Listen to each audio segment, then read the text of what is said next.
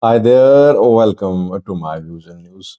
Four news stories, verse one is an update for you, and three main news stories. Two are rather updates. Firstly, Amhara politician, member of parliament, Gedu Andargachew is in the US. He fled Ethiopia last year, and since yesterday, it has been rumored that Gedu Andargachew was invited to the inauguration ceremony of Donald Trump, the new US president. So, did Gedu really attend Donald Trump's inauguration? Because several news sources, YouTube channels, Amharic, others made this claim. And they have shared some pictures too. Secondly, two Fano groups have united. They announced their merger a few weeks ago. But back then, they did not announce any organizational setup. Now they have formally merged. Thirdly, Turkey viewers where a deadly fire has caused destruction. 76 deaths confirmed so far at a popular ski resort hotel. Before these three news stories, an update for you. Update is about uh, suspension of flights in Somalia. In a video yesterday, I told you that airlines in Somalia had announced to suspend all flight operations in Somalia starting from Wednesday, today. I have got now an update for you. All flight operations in Somalia have been suspended.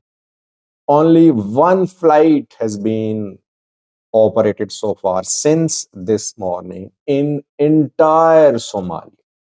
All domestic flights suspended reportedly. Why? Airlines complain that Civil Aviation Authority of Somalia is increasing charges for boarding pass, and some airlines, on condition of anonymity, accuse uh, Somali Civil Aviation Authority officials of being corrupt. They say the authority officials are corrupt, they demand bribe, they unfairly increase fees. It is becoming increasingly difficult for airlines to operate. That is why complete strike is being observed by airlines across Somalia for domestic flights, reportedly. Let's see how this issue will be solved. By the way, can such strikes be implemented in neighboring country Ethiopia too? I think in Somalia, security forces, government, intelligence agency are weak, not as strong as they are in Ethiopia. Had airlines or people in Ethiopia tried to implement such a ban in Ethiopia, by now Ethiopian government, Ethiopian forces would have arrested people, would have forced them to continue operations. In Somalia, I think sometimes regional governments, individual institutions make big decisions. Why? Because federal government is weak. It's not in a position to stop these institutions and regions and president from making big decisions. That is why Madobe got himself elected through an indirect election, but federal government is rejecting the election, calling for one person, one vote in across Somalia. Uh, Now, where's Gedu Andargachew? Did he really attend Donald Trump's inauguration? Donald Trump has taken office, sworn in as the president. His inauguration ceremony was attended by participants from across the world. Gaidu's pictures have been in circulation with Donald Trump and with some US officials. And based on these pictures, several people made videos saying that Gedu attended the inauguration ceremony. Gedu, I think, met with Trump in 2019 when US tried to mediate between Ethiopia and Egypt about GERD issue. Back then, Gedu met with Trump, if I'm not wrong. But the pictures which are being shared showing Gedu with some American officials are not from Trump's inauguration ceremony. On the 19th of January, a day before Trump's inauguration ceremony, a program was organized by American Hindu Council, AHC. Some Americans were also invited there. Gedu went there, and pictures from this gathering have been shared to claim that Gedu attended Trump's inauguration ceremony. He did not attend, reportedly. He was not invited, obviously. What about Johar? Was he invited? I don't think so. Johar is in the US. He was not invited as well. So these people, Gedu, Johar, others, they're trying to establish connections with the US State Department, I believe. If Eritrean opposition groups can be invited to Trump's inauguration ceremony, Ethiopian opposition leaders can also be invited. Problem is that these Ethiopian leaders have not been closely in contact with the US State Department. Gedu just arrived in the US last year, while Eritrean opposition groups have been operating in the US for years. Johar is just a visitor. He visits US, then he returns to Ethiopia, to Nairobi, etc. They're not permanent or regular visitors or residents of the US. So they don't have this type of connection with the US State Department. That is why Gedu was not invited, Johar was not invited as well. They would like to have relations with the US State Department now, keeping in view that both are planning to remove, both wants to remove the Ethiopian government, and now when the Republican government has suspended foreign aid for 3 months. Amhara diaspora, Ethiopian diaspora, opposed Ethiopian government can play a role to influence Marco Rubio, others to make decisions to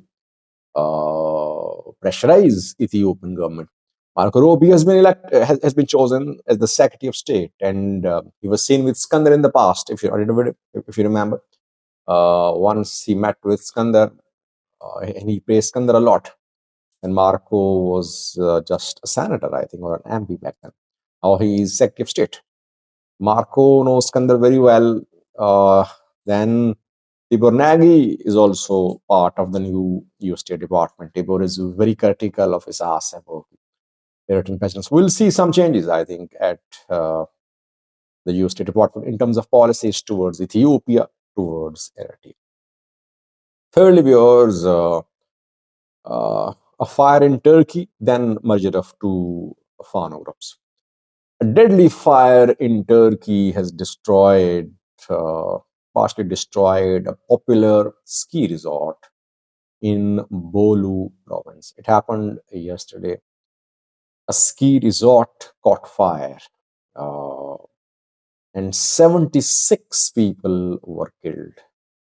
Some were killed trying to escape the resort. They tried to jump through the windows. Some tried to use bed sheets as ropes to escape.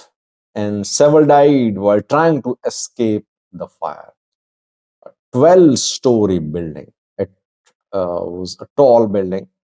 It caught fire. Investigation ongoing. Owner of the hotel has been arrested. Guests claim that no fire alarm was heard. Chef of the hotel died as well. Unfortunate, tragic incident in Turkey. International community is sending messages of condolence to the families the victims of the families. I think Ethiopian government, Ethiopian Ministry of Foreign Affairs also issued a statement showing solidarity with the people affected by this tragic incident.